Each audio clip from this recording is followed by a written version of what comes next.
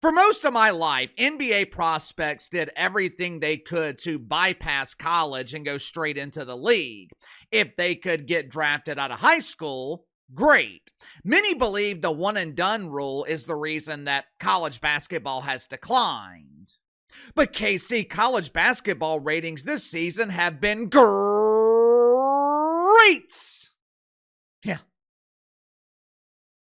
Yeah, college basketball's having a resurgence now, but for the last 15, 20 years, college basketball wasn't nearly as popular as it was in the 80s and 90s. It was understandable why NBA prospects wanted to go straight into the league. The NBA was offering millions of dollars while colleges were offering a free education. If they were good enough, maybe they would get paid under the table in college and hopefully not get caught. But even if they were being paid in college, the money paled in comparison to what they could potentially make in the NBA. NIL, though, has changed everything. Going into this year's draft, the NBA is seeing their smallest talent pool in decades. Check it out for yourself. I guess these Gen Z kids have been watching PSAs from the 90s. Don't be a fool, stay in school. Only 60 players get drafted into the NBA every year. Normally, NBA teams have over 100 players to choose from. But this year, that number is down to a cool 71. This is the smallest talent pool since Uncle Casey graduated from high school back in 2003. Now, obviously, this has a minimal impact on the NBA. The top players, the impact players, the potential star players, they're not risking their NBA careers to stay in college. NIL also gives players who have no chance of making an NBA roster, NIL gives these players the opportunity to make money while they're playing in college.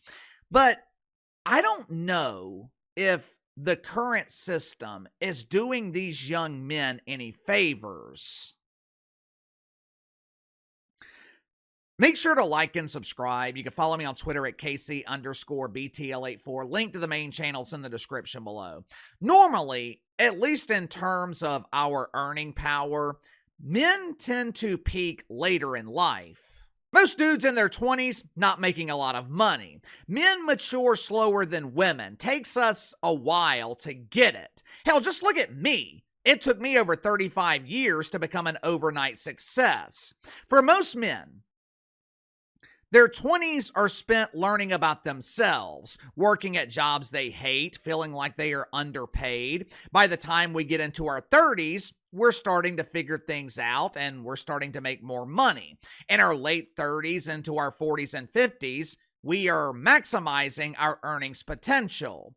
These young men making money with NIL, their path is completely backwards. Most dudes on college campuses, they're broke, while these NIL athletes, they're making hundreds of thousands of dollars. On the surface, it sounds great. They're getting a free education. They'll be graduating if they graduate without debt. And most of them are making more money than their parents. But what happens next?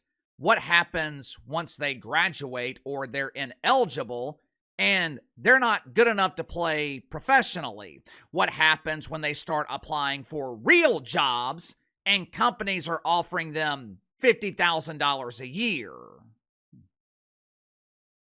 A couple of months ago, John Calipari, he explained why NIL is doing a disservice to these young men. We are giving these 18, 19, 20-year-old kids unrealistic expectations on how the real world works.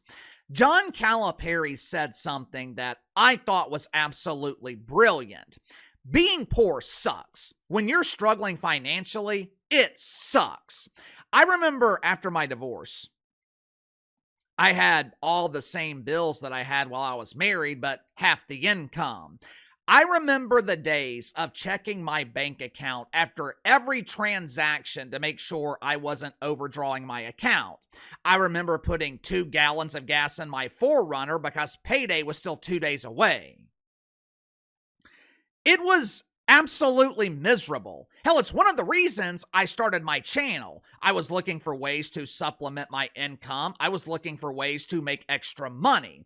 But you know what would be worse? Going from the money I'm making now, the money I've been making the last 5 years, back to what I was making then. Going from checking my bank account once a month to checking it multiple times a day.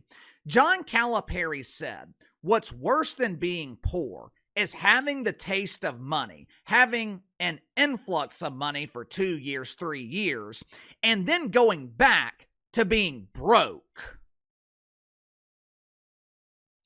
That is the reality that a lot of these young men are facing. Uncle Casey, that's not true. These kids are making enough money to survive the next decade. They can invest wisely and be set for life. Yeah. How many 21-year-old kids do you know that are fiscally responsible? We used to hear about former professional athletes going bankrupt after making $60, $70 million in their career. Most of these college kids, they're not eclipsing $1 million. Here in the next few years, you know what we're going to be hearing about? Former collegiate athletes who are now struggling after making $800,000, $1 million, $2 million in college, and now they're broke. Sound off in the comments below. I'll see you guys later on the main channel.